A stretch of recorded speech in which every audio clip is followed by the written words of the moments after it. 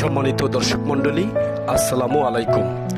আজ 11 সেপ্টেম্বর 2024। আপনারা দেখছেন মানিকগঞ্জ জেলায় অবস্থিত শিবালয় উপজেলার অন্তর্গত সাকরাইল উচ্চ বিদ্যালয়ের প্রত্যেক সমাবেশ। আজকের এই প্রত্যেক সমাবেশে আপনাদের সকলকে আন্তরিক অভিনন্দন এবং স্বাগতম।